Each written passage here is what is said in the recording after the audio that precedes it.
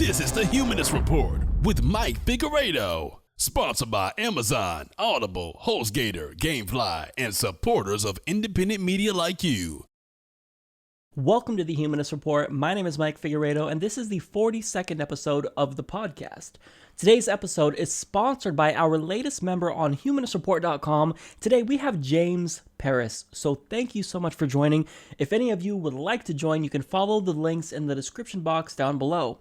Now, as for today's episode, I've got a ton of topics to cover. It's basically the media-centric episode. I'm covering segments from MSNBC, CNN, Fox News, the Big Three, and the Big Propaganda Three.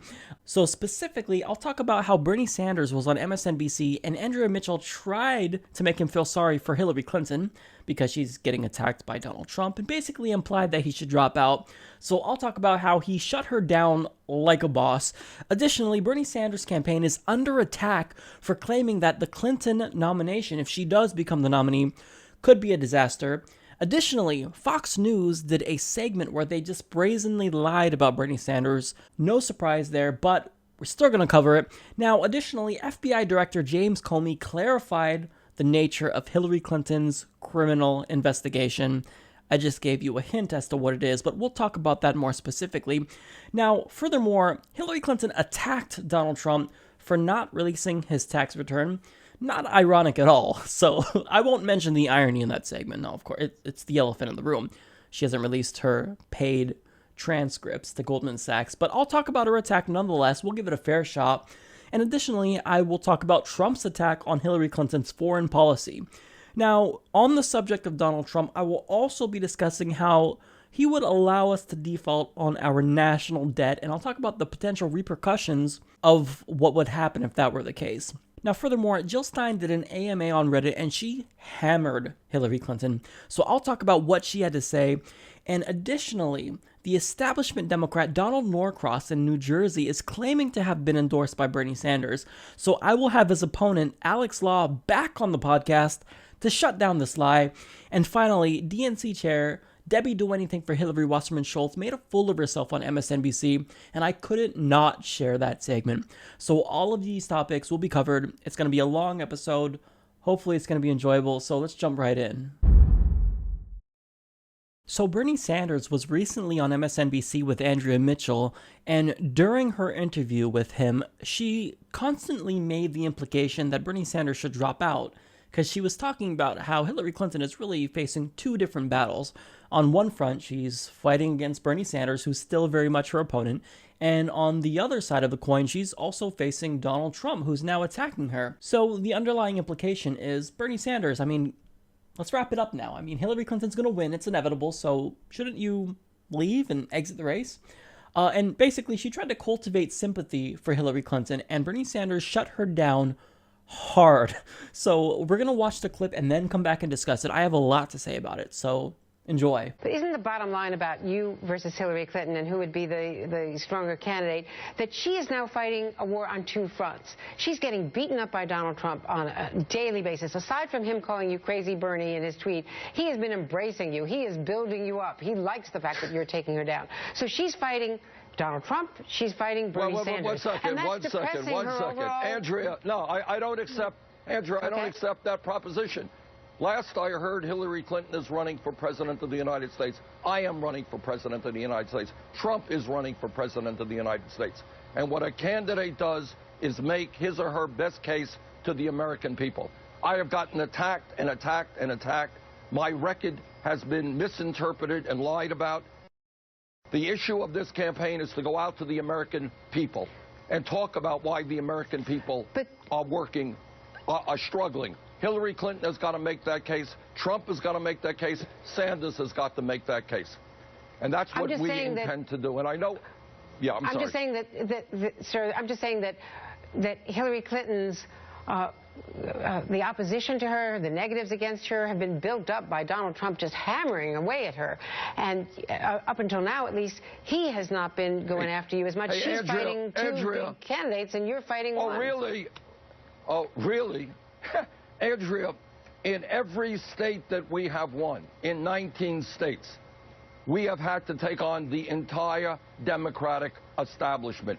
We've had to take on senators and governors and mayors and members of Congress. That's what we have taken on. So please do not moan to me about Hillary Clinton's problems. I'm in this race to win. We're taking on the Democratic establishment. We are standing up for working people, and we have a shot. It is a steep hill to climb, but we're going to fight for every last vote that we can get, every delegate that we can get, and that's what I intend to do in the next month, 5 weeks. Well, I don't think I was moaning about Hillary Clinton's problems, but just to point out, let me play a little bit of Donald Trump on Morning Joe. So she said she's fighting Trump, she's fighting Bernie Sanders, and that's depressing her overall campaign, just basically heavily implying that Bernie Sanders should exit the race. No, do you want to know what's depressing Hillary Clinton's campaign? Hillary Clinton. It's not about whether or not Hillary Clinton is being attacked and whatnot. Bernie Sanders has gotten attacked left and right, not just from Hillary Clinton, but Donald Trump, from the Democratic establishment, who's supposed to be on his side, but obviously they're not because the Democratic Party doesn't like him. They pretend like they do, but they don't. He's gotten attacked by the media establishment whenever they cover him, and they don't like to cover him, but when they do, it's negative.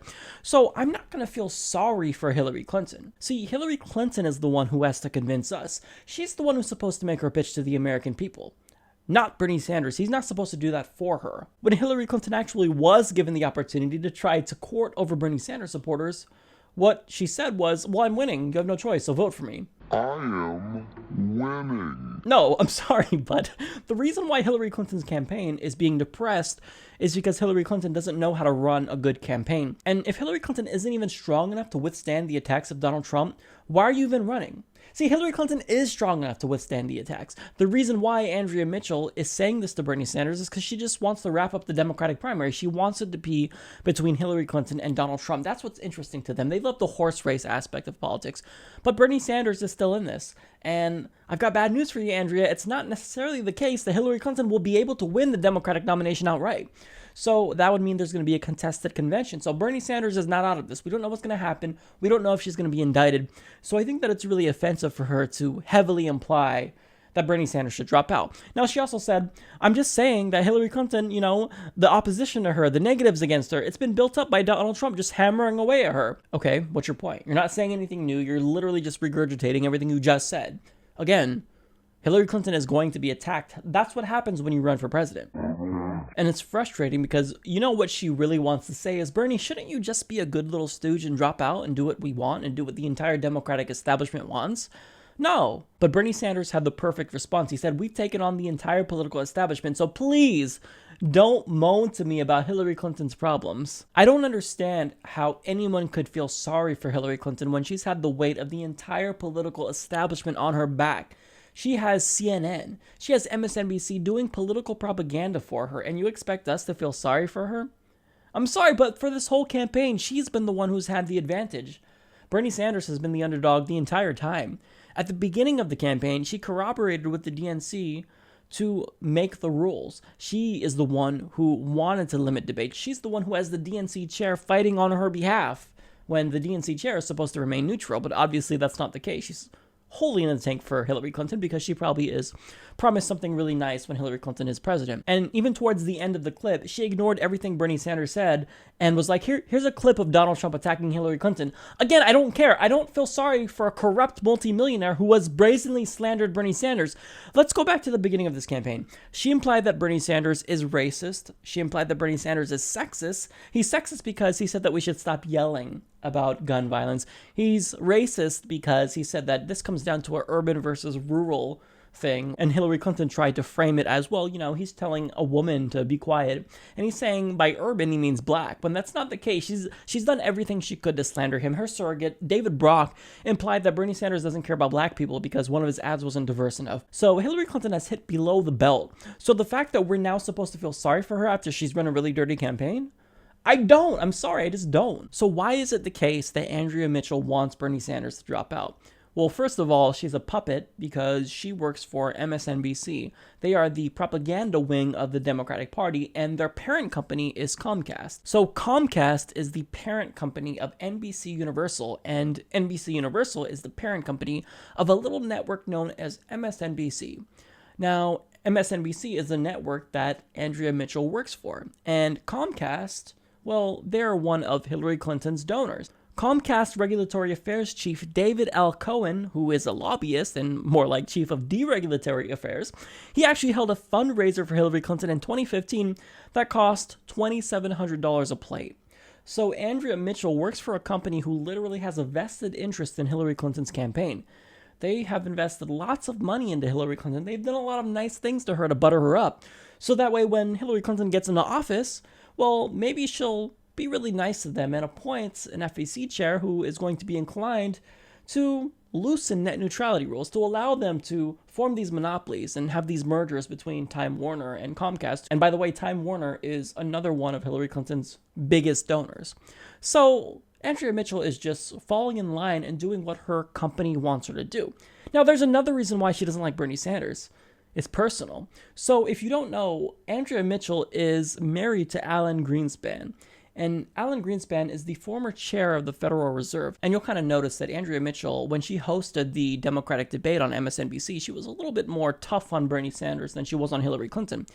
This is because her husband hates Bernie Sanders. So Bernie Sanders embarrassed Alan Greenspan because when he was the head of the Federal Reserve, he was just brazenly corrupt. He only cared about the rich, and he screwed up. That's not my words, that's his words. He admitted that his failed libertarian ideology had misled him, and it was a guiding philosophy for him while he was chair of the Federal Reserve. So I'm going to show you the video of Bernie Sanders just absolutely embarrassing him, and then you'll get the sense as to why Andrea Mitchell doesn't like him. She's pissed because he made fun of her husband and basically embarrassed him forever, and now it's viral. So here that is. Does any of this matter to you? Do you give one whit of concern to the middle class and working families of this country? That's my question. Congressman, we have the highest standard of living in the world. No, we do not. You go to Scandinavia and you will find that people have a much higher standard of living in terms of education, health care, and decent paying jobs. Wrong, Mr. Greenspan. May I answer your question? You sure may. So there you have it. Bernie Sanders is not a fan of Alan Greenspan, who is married to Andrea Mitchell, who in turn hates Bernie Sanders, who also is doing the bidding of her parent company. MSNBC, who's doing the bidding of their parent company. NBC Universal, who's doing the bidding of their parent company. Comcast. So it's just a big web of corruption and conflict of interest that all relates to Andrea Mitchell doing what she's supposed to do to appease her boss and ultimately get Hillary Clinton elected into office. But sorry, Bernie Sanders is not just going to bow his head, and neither will his supporters. I'm still Sanders. I'm not quitting. Bernie Sanders will remain in this until the convention. So if you don't like that, tough shit. Get used to it.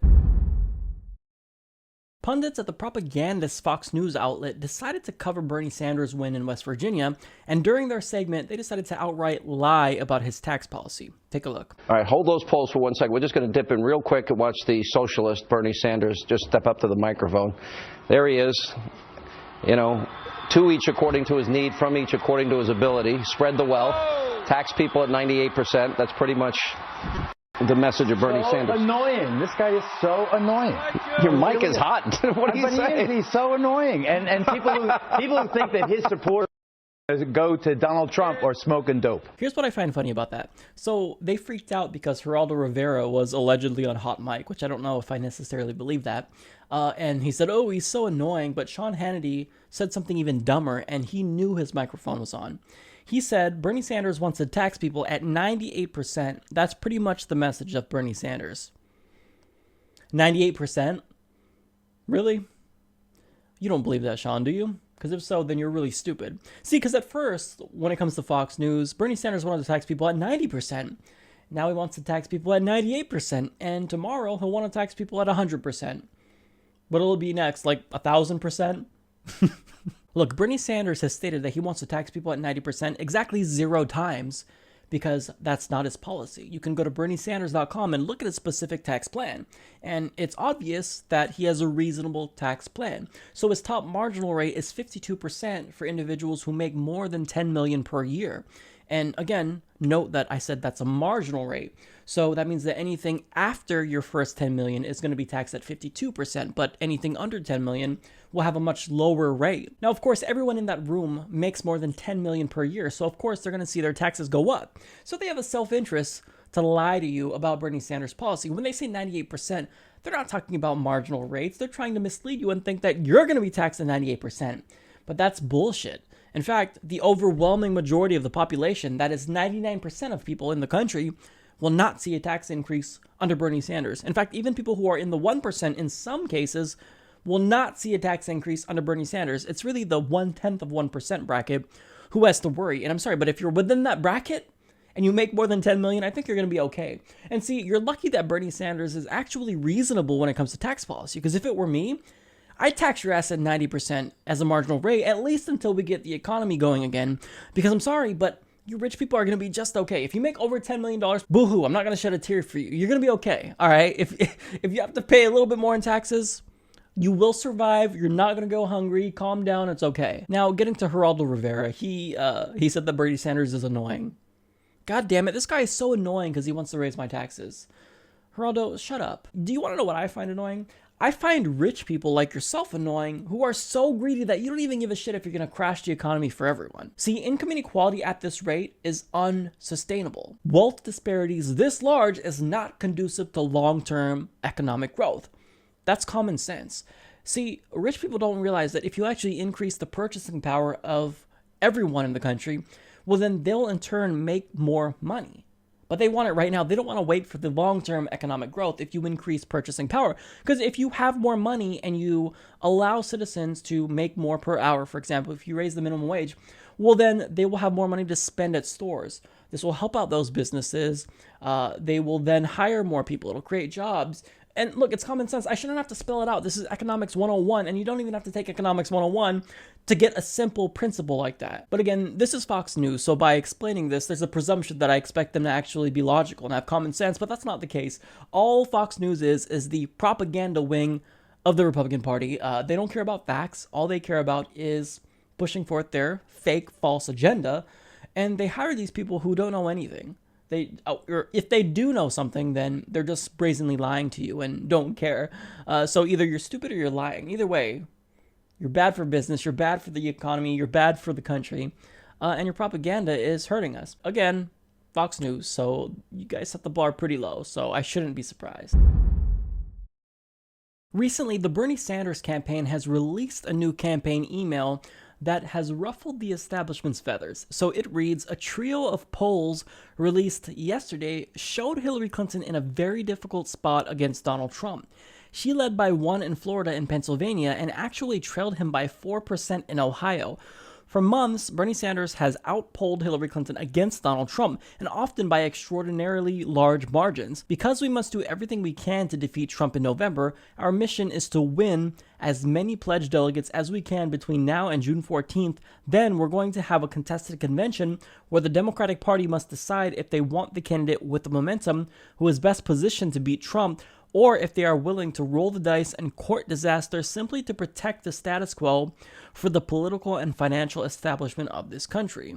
Now, the word disaster is specifically what's irking them. So here's what the campaign meant by that. So what do you mean by disaster? Well, look, electing Trump to the presidency of the United States would be an unmitigated disaster. Having the Republicans continue to control both houses of Congress would be a disaster. Having Republicans make gains in governor seats would be a disaster. If you've seen recent polling, and I know CNN reported them yesterday, battleground state polls show consistently now, both nationally and in battleground states, that Bernie Sanders is a much stronger candidate against Donald Trump than his Secretary Clinton. In fact, those polls show that Secretary Clinton You're saying, Jeff, if Hillary Clinton were to become the nominee, it would be a disaster for the Democratic Party and the nation. No, I said it says courting disaster. If the disaster would be the election of Donald Trump. I think Democrats need to nominate the strongest candidate against Donald Trump. And all the polling demonstrates consistently now that Bernie Sanders is a much stronger candidate. And not only that, but he brings out large numbers of people who might not otherwise participate, a lot of young people. He's very strong with independents, so that he can create the kind of momentum that will not only elect a president, but also elect Democrats up and down the ballot. That's what we need. Do you notice there how she tried to trap him and actually get him to call Clinton's campaign a disaster? I see what you're doing there, Karen. Is your name Karen? I think her name is Karen or Carol. Can I call you Carol? Karen. It doesn't matter. I see what you're doing there, Karen. Now, getting to the substance of what Jeff Weaver said, he's 100% right. So the establishment, mostly the media establishment, but also the political establishment and Democratic Party members, they're trying to paint this election as lopsided. So if it does turn out to be Clinton versus Trump, they're trying to frame it as though Trump is so crazy that Hillary Clinton is going to win by a landslide. That's not true. He has basically erased her lead. Whatever lead she had, it's gone. It evaporated. And that's because the more that people hear Hillary Clinton, the less they like her. And apparently the more they hear Donald Trump, the more they like him. Everyone thought that Donald Trump wouldn't win because the Republican voters who supported Bush or Cruz or Christie, well, they wouldn't switch over to Trump. We're learning that that's certainly not true, and furthermore, he's able to win over a lot of independents. Hillary Clinton is not able to do that. So I do want to talk about the polls that were mentioned in the email. So it does show that within the 3 swing states that were mentioned, Florida, Ohio, and Pennsylvania, Donald Trump and Hillary Clinton are both in statistical ties. So in Florida, Clinton beats Trump 43-42, and Trump erases the advantage that she has among women. She leads 48-35 among women, but Trump leads 49-36 among men. Also, the advantage that she had among non-white voters is effectively erased. She leads 63-20%, but Trump has an advantage with white voters, 52-33%. So any advantage that Hillary Clinton had is gone now. Trump erased them. Now, Bernie Sanders only fares a little bit better. He fares 44-42 against Trump in a hypothetical matchup, but 43% of people actually have a favorable opinion of him, whereas Hillary is still in the negative. So you still want to go with Bernie over Hillary Clinton. Now, when it comes to Ohio, Trump leads 43-39, and as the saying goes, a Republican can't win the White House unless they win Ohio, and Trump may very well do that. Now, Trump also erases Hillary Clinton's advantage with women and minorities here. So she leads among women 43-36, but he leads among men 51-36. Clinton again leads with non-white voters 76-14, but Trump leads with white voters 49-32. So however well that she's doing among those demographics, he's doing almost equally well with whites and men. So it's gone. Now that's the same case in Pennsylvania. So Clinton leads 43-42, and you see the same trends. Clinton leads with women 51-32. Trump leads with men 54-33. Clinton also leads with non-white voters 74-14 again, and Trump leads with whites 48-37. Now, Obama was actually polling similarly in these 3 states at the same point in 2012, but he ended up winning all 3 states. So that's something that needs to be said. Mitt Romney was actually leading in Florida by 1 point, and Obama was ahead by single digits in Ohio and Pennsylvania. But this is a very different election, and Obama's unfavorability ratings weren't as high as Clinton's. And also, Obama was able to capture the youth vote. Hillary Clinton is not able to do that. And there's also a Bernie or bust movement that even if just a fraction of them actually don't vote for Hillary Clinton, that could be devastating in a general election. So this is completely different than 2012. But I want to point that out just to be fair. Now, the takeaway is obviously that Bernie Sanders is still the best general election candidate to go against Trump. That's been the case, and that hasn't changed. So I'm not willing to roll the dice with Hillary Clinton, someone who could very well be indicted during a general election. See, the thing that's funny is that Hillary Clinton, throughout this entire campaign, as well as her supporters, have been trying to scare us with the big Republican boogeyman, saying if you don't vote for Hillary Clinton, someone is more electable, then you're going to get a Republican in office. And now we actually have data showing that if you vote for Hillary Clinton, you'll be more likely to get the big Republican boogeyman that we're all scared of, that you've been trying to scare us with from the beginning. But you're not changing your support. You're still supporting Hillary Clinton. So do you not actually care about the Republican boogeyman like you say you do? I know Hillary Clinton doesn't, because if she actually was running to prevent the Republican from getting into office like she says, well, then she'd drop out, because Bernie Sanders is a much more competitive candidate against the Republicans. And furthermore, if I'm recalling it correctly, Bernie is not being investigated by the FBI. Oh, excuse me. He's not currently undergoing a security review, which we know is bogus. So look, here's the thing about Hillary Clinton.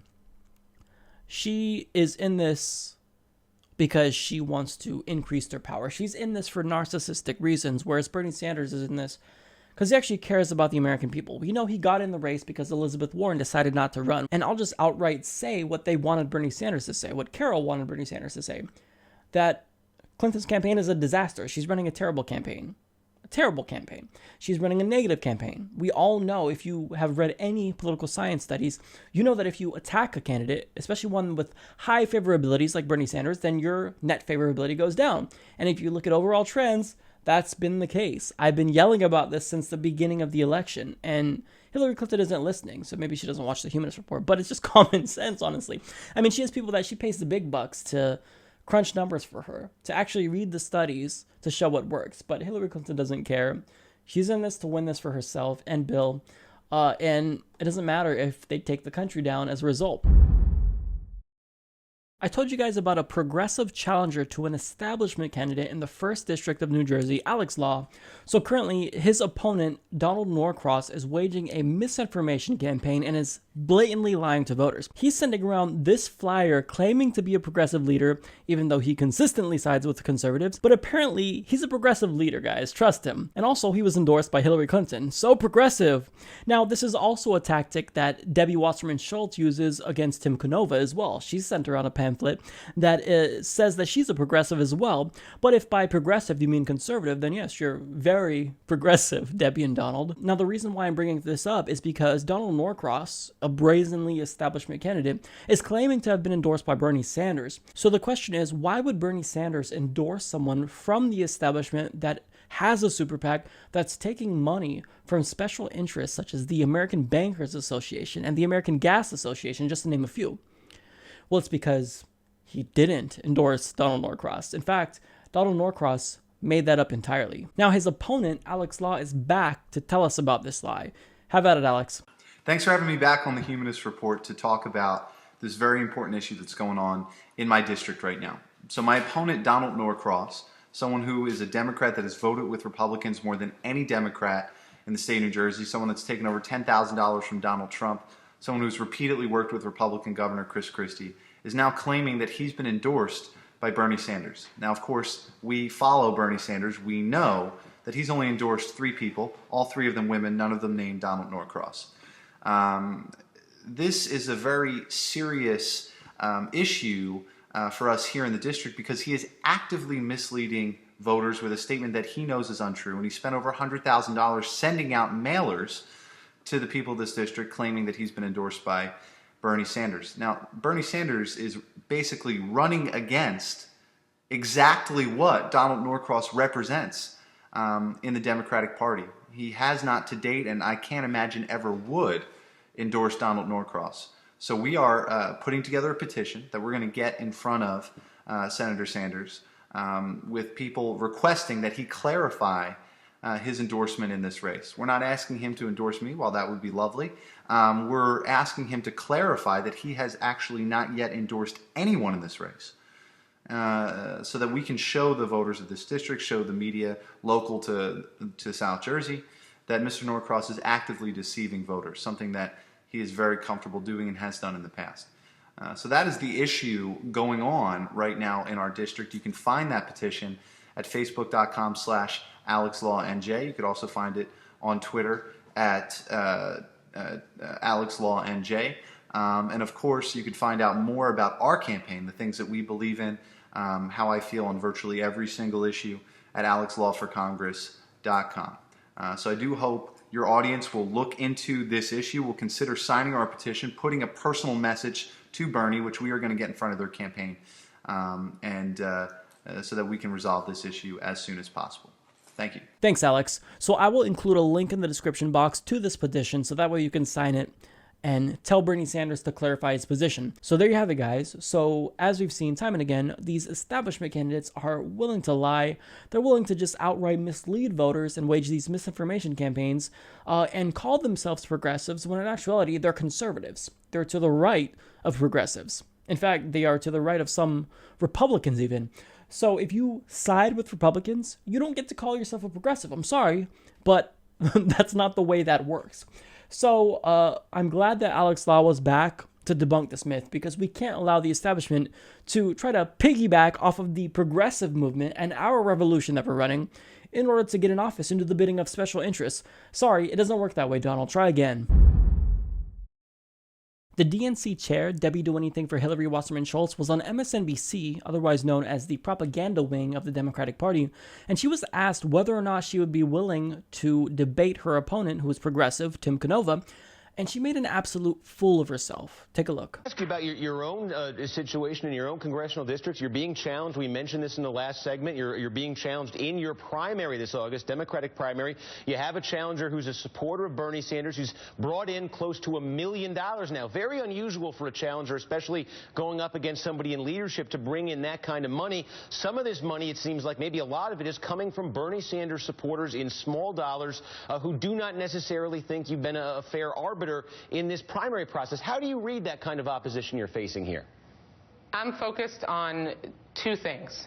One, continuing to serve my constituents and having the privilege that they've given me the privilege of representing them in our nation's capital to the best of my ability, and making sure that when I run for re-election, as I am right now, I talk about what I've been able to do for them and earning their support once again. And two, making sure that we do everything we can to elect a Democratic president. Those are my professional responsibilities, and that's what I'm focused on. Your challenger, Tim Canova's his name. He says he sent you 3 letters asking debate. He hasn't heard back. He's had supporters, I guess, who've shown up at your events trying to get you to commit to that. Let me ask you here. Will you debate your primary opponent before the August primary? Steve, I'm focused on the 2 things that I just said. Making sure that I can represent my constituents to the best of my ability. I'm going to run for re-election and communicate with my constituents about the work that I've been able to do on their behalf, like I always do, and making sure that I can do the best job as the chair of the Democratic National Committee to help us elect a Democratic president. Let me just ask you again. Let me just ask you again. I'm here to speak to you as the DNC chair, so I'm happy to talk to you about the presidential campaign, which is why I'm here, and I've answered your questions. Hold on now. You haven't answered this one question. You're a candidate for re-election. I think it's a legitimate question. Will you debate your opponent in your race for re-election? Steve, again, I'm going to continue to focus on representing my constituents to the best of my ability, doing the good job that I've been able to do representing them for the last 24 years, and making sure that when I run for re-election, they know the work that I've been able to do in earning their support once again, and making sure that as DNC chair, I help do everything we can to elect a Democratic president. Those are my 2 responsibilities. Debbie Wasserman Schultz, Congressman and chair of the Democratic National Committee. Now, just to clarify, when she says that she's serving her constituents, she's not talking about Florida voters. She's talking about big business. And believe me, she served them very well. She's even willing to team up with Republicans to attack agencies that protect us from big banks and predatory payday lenders. So we should actually change her name to Debbie Do Anything for Big Business Wasserman Schultz, but I think that finally Debbie Do Anything for Hillary Wasserman Schultz is actually starting to gain some traction. So my question is, who does this type of thing? I mean, she behaved herself like a child. So I mean, the only people who actually behave like this are children and politicians, because nobody acts like this. You just repeat the same exact thing like a robot over and over again. He's asking you a question. You can at least have the courtesy to say, look, I don't want to answer this question. Let's move on. But instead, you repeat the same thing like a robot. And look at her behavior. If you look closely at her face, you could just tell how irritated she was. Shut your face, God. I mean, that's the way she was acting. This is a grown woman rolling her eyes on national television. And think about how condescending she was to the pundit. I'm actually here as DNC chair. No, you're on my show. You don't get to dictate the terms. I know that MSNBC is supposed to be the propaganda wing of the Democratic Party, but this is still my show. You don't get to decide what we can and can't talk about. You don't get to decide what you're here as. You're here, and I'm going to ask you questions. Otherwise, I cut your mic and you go. And she even got authoritative with him. She was like, Steve, cut it out. She didn't say cut it out, but did you see the way that she said Steve? I mean, Jesus, how condescending are you? Steve, again. Again. Look, I'm going to give you a news flash here. Debbie Do Anything for Hillary Wasserman Schultz. But the world doesn't revolve around you. You don't get to dictate everything. I know that you've tried to rig the process against your opponent by banning his access to Van. I know that you've tried to rig the election for Hillary Clinton by limiting debates, by banning Bernie Sanders from Van. But you don't get to do that. okay? When you do bad things, when you be brazenly corrupt, we get to call you out on it. That's what the media is supposed to be for. And actually, shout out to this pundit because he was actually doing his job. You don't see that very often. He was challenging you. He asked you 3 times, and you couldn't answer the question. It's very simple. Do you want to debate Tim Canova? Well, of course you don't. We know you don't want to debate Tim Canova because you would get owned. See, the only reason why you limit debates or you don't debate Tim Canova is because you're afraid that his ideas will actually resonate with Floridian voters. You're afraid that he actually can beat you. You're afraid that no challenger to an incumbent usually raises this much money. But my viewers, we've all supported Tim Canova. We've donated to his campaign. And even if we unseat you, that doesn't necessarily mean that you will no longer be the DNC chair, but it's a start. And it'll send a message saying that we don't like what you've done with the party. You are responsible for the party losing many seats. As DNC chair, I mean, that's something you take responsibility for. That's your job. You're supposed to get them in office. But under your tenure, Democrats have lost the House, the Senate, and they may lose the White House because you've pushed through Hillary Clinton, even though she's currently being investigated by the FBI, and no, it's not a security review. And yes, Hillary Clinton is the target of that investigation. So in conclusion, Debbie do anything for Hillary Wasserman Schultz? She embarrassed herself here, and this isn't the first time she's embarrassed herself. Now, we've already seen Debbie do anything for Hillary's true colors, but it really manifested itself here explicitly. So it's embarrassing for her, but we all can kind of laugh at it because she's done nothing but try to suppress the progressive revolution. And sorry, we're just tired of your conservative policies, Debbie. Steve, again. You don't believe in God, then where's your moral barometer? Steve. That's just me talking. I You can understand believe what you. you want to believe, Yeah. but if you're an atheist, you're basing your goodness and morality on what? Steve, again. All right, here we go. Steve. 3, Steve. 2, Steve, again. 1, go.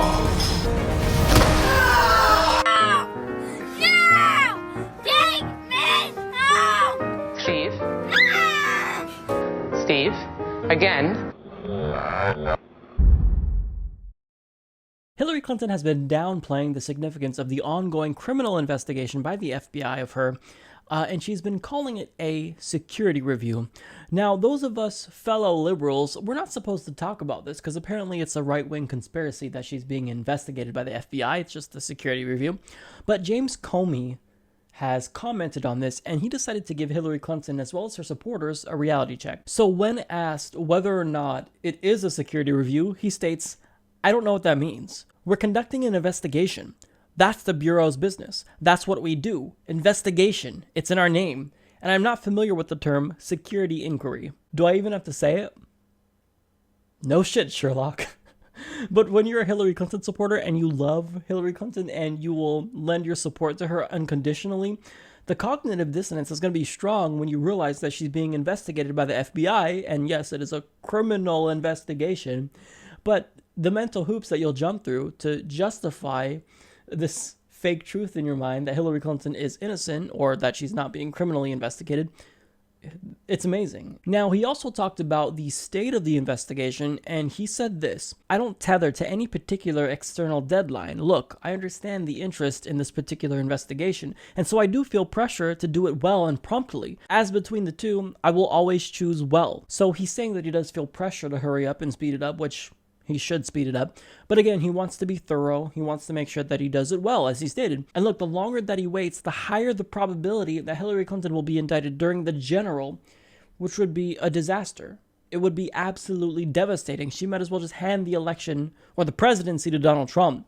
So that's why it needs to happen before the nomination process is wrapped up, because we have a fallback option. Bernie Sanders. In the general election, the Democratic Party has no fallback option. You cannot become president if the FBI recommends that you become indicted.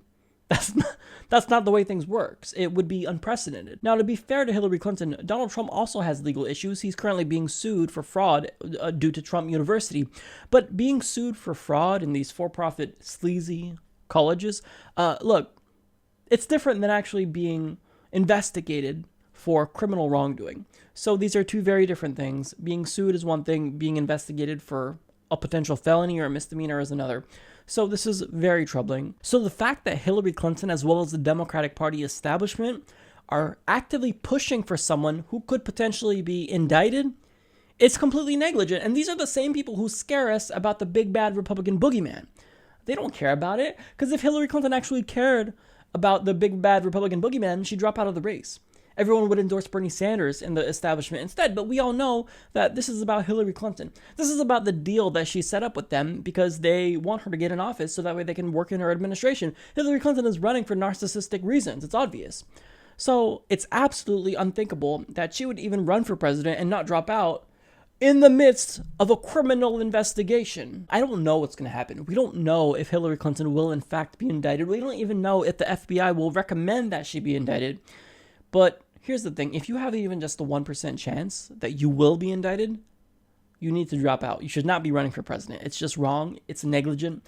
And it shows that you don't really care about voters.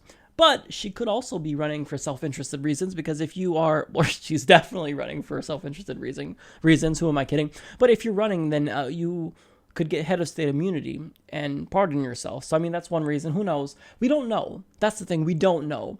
But the point I'm trying to make is that I don't want to take a risk on Hillary Clinton. But here's what's obvious from James Comey's clarification here.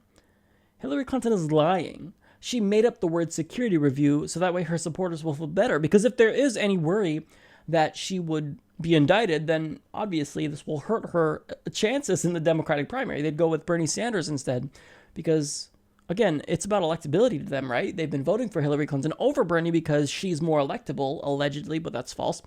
But wouldn't they opt for someone who would not be indicted? Well, of course they would. At least most logical people would. So Hillary Clinton has to lie and make up words so that way she can ameliorate the worry that her supporters rightfully should have or don't have. And furthermore, even DWS, Debbie Do Anything for Hillary Wasserman Schultz, has said that Hillary Clinton is not even the target of this investigation. Really? It's absolutely ridiculous. And the fact that Hillary Clinton is still in this race, it's really frustrating given the current situation. Again, I say it and I don't believe the words coming out of my mouth. She's being investigated by the FBI. Now, here's the last thing I want to say about this. If it is the case that the FBI recommends that she's indicted and Obama chooses to indict, or the Justice Department more specifically chooses to indict, Obama could pardon her, but who knows what's going to happen. If that's the case, if this actually comes to fruition, then just be ready, because it's not the case that the establishment will be like, well, it looks like we're going to have to settle for Bernie even though we don't like him. That's not going to be the case. They're going to try to push Joe Biden to us. I've said it before. An indictment for Hillary Clinton will actually be better for Joe Biden than it would be for Bernie Sanders. So we may have to protest. And I will include a petition that the same progressive has created to tell the Democratic Party that we will not accept Joe Biden. They will not be allowed to undermine the will of the party constituency. So we will protest. There will be mass protests in every city if it's the case that Joe Biden becomes the nominee if Hillary Clinton is indicted. So be prepared to protest. But look, here's the thing. This clarification was needed because everyone who talks about this on the left is seen as just conspiratorial. And that's absolutely nonsense. It is the case that Hillary Clinton is being investigated. And yes, it's for criminal wrongdoing. We don't know what's going to be the result. We don't know if she's going to be able to get out of it or if it will be conducive to a felony or a misdemeanor. But she is being investigated. That's the reality. Green Party presidential candidate Jill Stein did an Ask Me Anything on Reddit, and in one of the questions, she was asked whether or not she thought that Hillary Clinton's policies were reflective of motherhood and feminism, and she went in on Hillary Clinton. She states, "So, to my mind, Hillary Clinton's predatory policies are the antithesis of motherhood and parenting community values I would hope to see in the White House. Hillary Clinton's track record destroyed the social safety net of aid to families with dependent children, hurting the kids, families, and communities left without support. Supporting the policies of Walmart as a board member, overseeing poverty wages and lousy benefits hurt hundreds of thousands more. Supporting Wall Street deregulation and coddling bankers led to foreclosures for 5 million families and forced 9 million breadwinners into unemployment. Promoting fracking in the US and around the world polluted and stressed the water supplies for communities across the globe. Supporting regime change in Iraq, Libya, and Honduras Killing over 1 million people is another assault. Okay, the conclusion so far is that Jill Stein has no chill. Because she is laying into Hillary Clinton. And look, she's right. Every single thing that she's saying here is factual. It's substantive. Hillary Clinton has done things that would make us believe that she is not liberal. She is a Democrat in name only. But again, as I've stated in the last episode, I believe that title, Dino, doesn't even hold weight anymore because the entire party has moved to the right to defend Hillary Clinton. Case in point, in 2012, Barney Frank was talking about how with Citizens United and how there's an unlimited stream of money in politics, you'd have to be the only person in the world to think that you're not influenced by money. And now he's defending the fact that Hillary Clinton is taking millions from special interests in Wall Street. So I guess that Hillary Clinton is the only person in the world who is not influenced by money, right, Barney Frank? So look, it is the case that Hillary Clinton is not a good Democratic candidate, but Jill Stein continues. Let's get back to what she said because it's great. Hillary Clinton is widely thought of as an advocate for children, women, and families. She is celebrated as a proponent of equal pay for women and an important advocate for the Children's Health Insurance Plan. In my view, these achievements take a backseat to her history as a director of the anti-labor Walmart Corporation, a proponent of ending aid to families with dependent children, an opponent of a 60 cents an hour minimum wage in Haiti, an opponent of single-payer universal health care, and an advocate for regime change and violence in Iraq, Libya, and Honduras. I'd like to see a woman in the White House who understands we share mothering parenting in an interdependent human family. Whether we are biological parents or not, we are all connected to the younger generations as if they are our own. So look, what she's saying here resonates directly with me. This is called the Humanist Report. This is the humanist stance that she's taking. It's not the case that we care just about, Americans. It's not the case that we care about our own close family. We care about people in the world. We're all human beings. We all have the same interest. We're all driven by the goal to pursue happiness and fulfill our interests. And so it's really frustrating when you have these politicians where they make decisions and they don't care about the consequences abroad. So if you choose to invade Iraq by voting for this illegal war, well then your actions are conducive to the deaths of hundreds of thousands of people. And that's so frustrating. I don't think that anyone who calls himself a liberal or certainly a progressive should be doing these types of things. And look, she's apologized for her vote for the Iraq war, but she hasn't learned her lesson. She still wants a Syrian no-fly zone. What happens if you have that? You tell Russia, you're not allowed to fly over this area in Syria, and if you do, we're going to shoot down your planes. That's going to lead to escalating tensions between Russia, which could potentially trigger another Cold War, or maybe war. She supported a coup in Honduras. Look, the point is that Hillary Clinton is not a liberal, and Jill Stein is right to point this out. So my hat goes off to Jill Stein here. This is absolutely true. And the problem is that we allow Hillary Clinton to get away with this stuff because she is part of the Democratic Party, because she's better than the Republicans.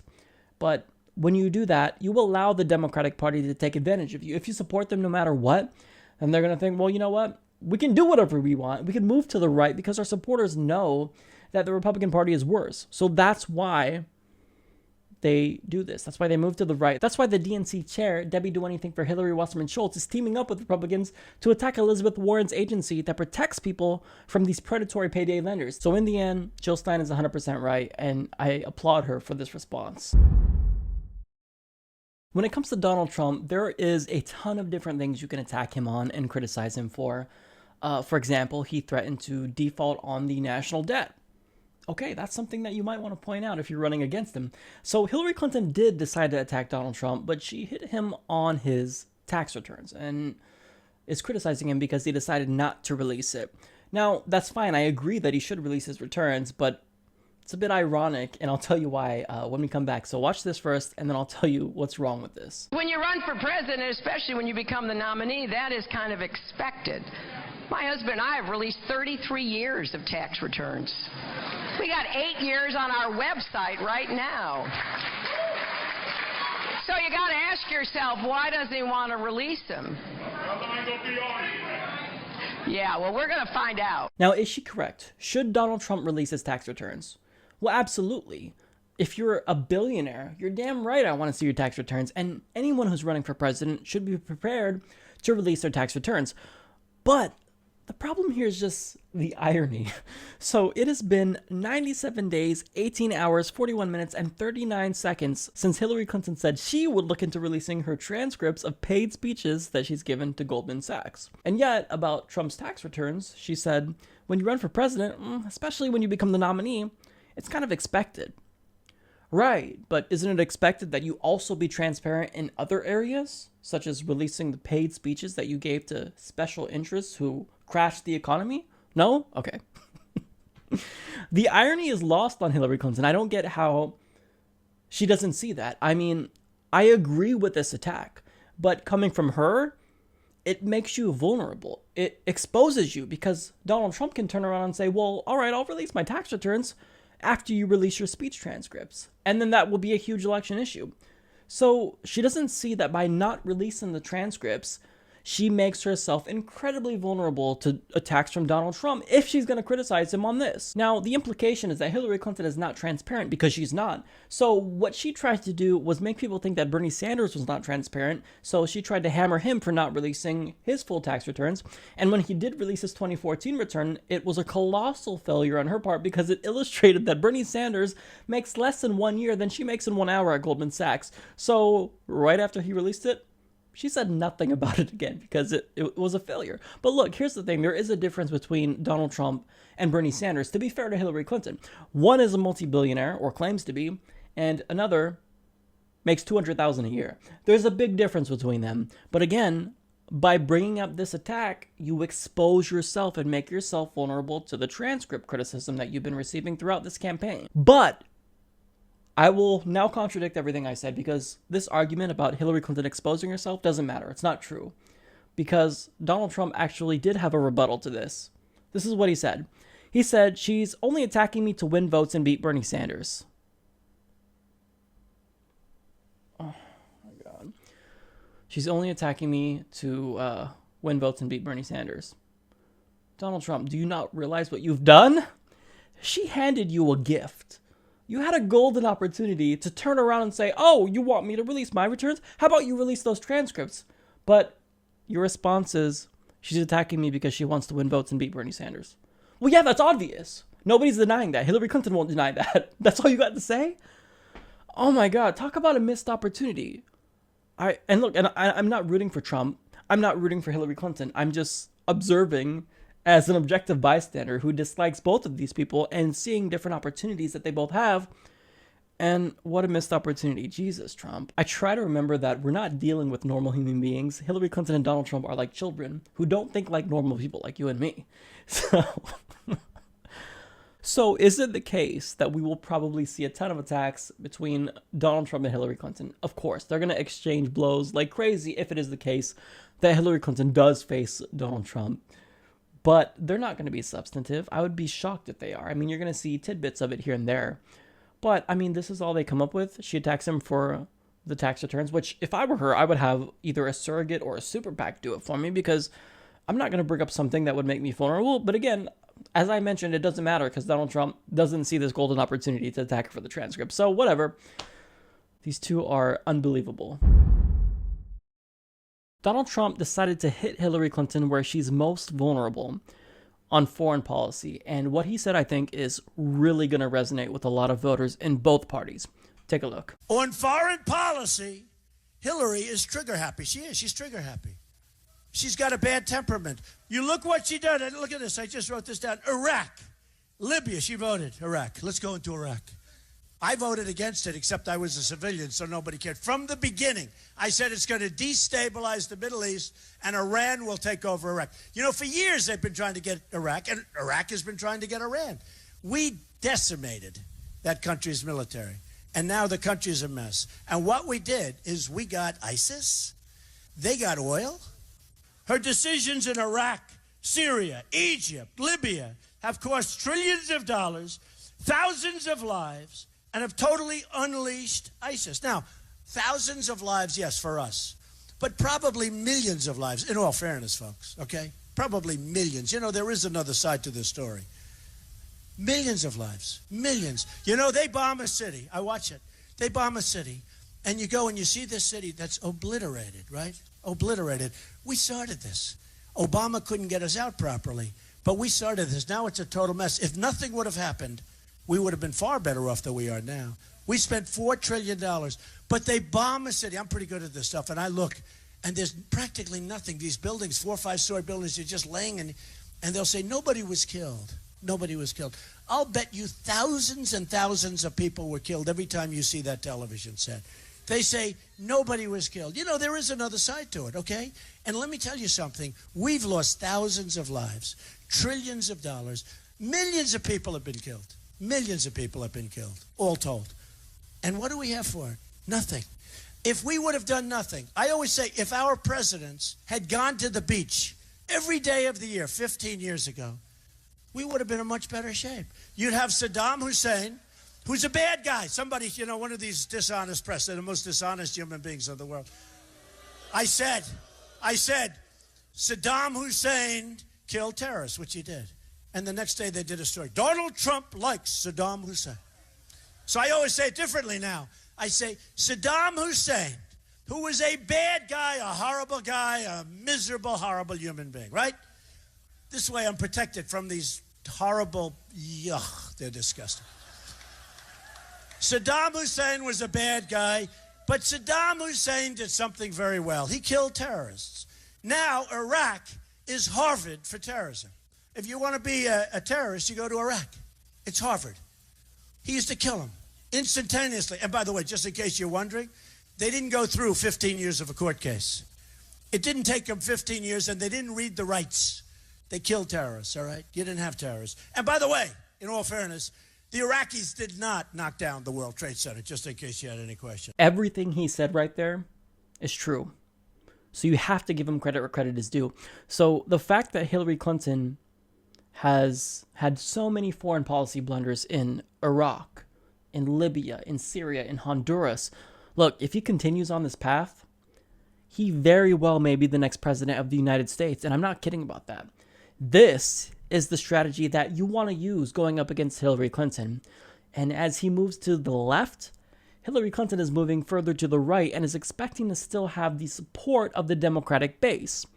Well, when you are going up against someone who's saying these types of things, that honestly is one of the most effective strategies that he can use against Hillary Clinton. Because you can't necessarily hit her on transparency if you're Donald Trump, because he's not very transparent. He doesn't want to release his tax returns, and he's actually refusing to do so now. So you can't really hit her on that. But here's one thing that you can hit her on: foreign policy. Now look, here's the thing about Donald Trump. When it comes to his foreign policy, he's an open question. One, I question that he really knows very much about foreign policy.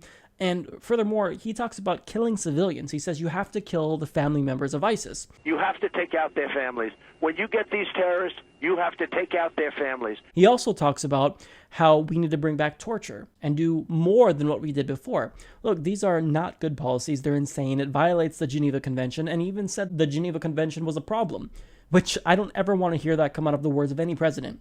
For me, I'm someone who believes that the U.S. should actually be a signatory to the International Criminal Court, which we're not, because people like George Bush didn't want to join because he didn't want to be bound by it. He didn't want to be tried for war crimes, because he should be. Him and Dick Cheney should be in The Hague right now in jail. And Obama was someone who I was hoping would sign on to the International Criminal Court. He didn't either. So I'm someone who, I want the U.S. to be restricted. I want us to not be committing atrocities abroad. And when we talk about war, we often talk about it in an American sense. We talk about the toll it has on American troops. We talk about how they come back physically wounded. Many of them die, unfortunately. And many don't even mention the fact that they come back emotionally and psychologically wounded and suffer from PTSD. But one dimension that we don't mention is the toll that it has abroad on villages and cities and families that we destroy by our interventionist policies that both Democrats and Republicans perpetuate. When Obama got into office, what did he do? One of the first things was he ramped up the drone war in Pakistan, Yemen, and Somalia, and the rate of deaths for civilians was astronomical. Obama basically gave autonomy to the CIA to conduct drone strikes and do what they want, and it was horrible. Here's my perspective. So the 2008 election, to me, was really a referendum on the Iraq War. I mean, I liked Barack Obama. more so at the time than now.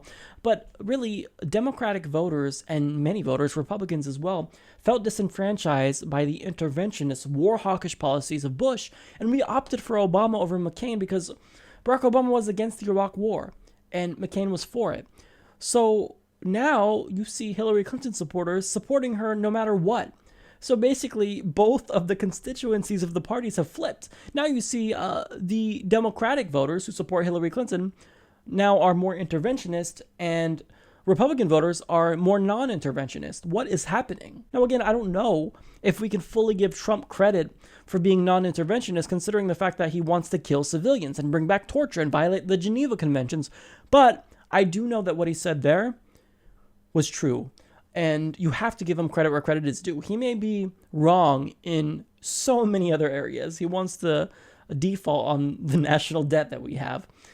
He wants to ban Muslims from entering and exiting the country. But he's right on this. So as Trump moves to the left and speaks more, he's becoming more and more popular. He's going to be able to gain independent voters. And as Hillary Clinton moves to the right, and the more she talks and we hear about her, she becomes less and less popular. This is the same effect that Bernie Sanders has. And now we're seeing it with Trump. This election, if it really does come down to Donald Trump and Hillary Clinton, if we see more of this Donald Trump, then don't be so sure that Hillary Clinton's going to win. Because Donald Trump very well could win this if he continues with this strategy, that is. So Donald Trump laid out his plans for the U.S. national debt, and part of it is entirely logical, and I agree with him, but the second part of it is just unfathomable. So Huffington Post writes, Trump says that since interest rates on U.S. debt are very low right now, and have been for years, this makes it a great time for the government to borrow money and spend it on public needs, roads, bridges, whatever. If there's something that needs fixing in the United States, borrowing money to fix it is a pretty good idea right now. The boost that this improved infrastructure will give to our economy will be worth it. The economy would grow, boosting tax receipts for the federal government, which would make the new debt easy to manage. So this is a great idea because it would create jobs and it's an investment. So I wholeheartedly agree with this. But getting to the second portion of his US debt plan, things kind of tend to go south. He states, I would borrow knowing that if the economy crashed, you could make a deal, Trump told CNBC. If the US borrowed too much and invested its fresh cash in unproductive products, Trump would tell creditors to accept less than what he'd initially agreed to. Now, I'll remind you that Trump once promised that he would not allow us to default on our national debt. But if you, quote, tell creditors to accept less than what he'd initially agreed to, you're effectively defaulting on our national debt. Now, if we default on our national debt, the consequences would be catastrophic. So the US dollar is a global reserve currency. It is considered the least risky asset in international finance. If investors have to start taking haircuts on this debt, it means that the way money is measured around the world would be thrown into question. All kinds of businesses, both domestic and foreign, would grind to a halt as investors stop to figure out how to sort out the mess. Even in a best-case scenario, the results would be catastrophic. Financial markets eventually sorted things out after the 2008 meltdown, but it still sparked the worst recession in 75 years. A default on US government debt would be worse. Now, odds are that Trump would surround himself by advisors that would hopefully know that you shouldn't ever default on the national debt, but at the same time, by saying that he would tell them to accept less, he's basically telling us that he doesn't know what he's talking about when it comes to the debt. Now, he's already shown that he doesn't really understand how things work when it comes to the debt, because he said that he would eliminate the US's $19 trillion in national debt in 8 years. So, you know, the national debt that we've amassed since the country's been founded? 8 years gone under Donald Trump. Now, I'm not going to get into that because that's an entirely different issue, but I'll link you to a Secular Talk video because Kyle Kulinski breaks it down, I think, phenomenally, and he rips Trump's ass apart. So I'll just link you to that, and it'll tell you why Donald Trump doesn't understand what the debt is. But my only logical response to that is this. That's not how it works. That's not how any of this works. So the conclusion is that if you didn't already know that Donald Trump is a madman, well, you're never going to know, because this illustrates that he is willing to take chances that could lead to catastrophic worldwide consequences that he just doesn't fully understand. And that's scary. Again, he initially promised that he wouldn't do something so crazy and careless. Now he's thinking, maybe, we'll see. It depends on how the economy's going. So it's really frustrating because in one instance, Trump will say something logical. He'll criticize Hillary Clinton on her foreign policy. And in another instance, he will threaten to default on the national debt, which, again, I don't think that you can really articulate the consequences of this. There is very few economists that I think you'll find that will say that it's okay for us to default on our national debt. So for us to even have to spell this out is problematic. So if you're a Trump supporter and you like him for other reasons, then you better be damn sure that you put pressure on your candidate to never default on national debt. Because if you think the economy is bad now, if you think things are bad, then you haven't seen anything. Because as was stated in the Huffington Post article, it would be worse than the 2008 recession. Now, again, you could find better articles on it. You could find more better analyses about this. But just know that it's a consensus that this would be very, very bad. So this is honestly scary that he's so close to the presidency and he would default on our national debt. It's just crazy. Well, that's the episode. That was a lot of topics to get through. I don't know if you could hear it in my voice, but I actually have a sore throat now from talking so much. But look, I had a lot of stuff to cover. A lot of these topics they're dear to me. I'm very passionate about them. So if you actually made it to the end of this episode and listened through all the rants and whatnot, then kudos to you. But thank you for tuning in. I want to thank you to all of my subscribers who tune in every single week. And also welcome all of the newest subscribers to the channel. We are now into 40,000 subscribers, on our way to 50,000, a new milestone. And that is honestly mind-blowing to me. So thank you to everyone. I mean, this wouldn't be possible without you guys, without the members. So look, it means the world to me. Thank you for tuning in. I will see you next week.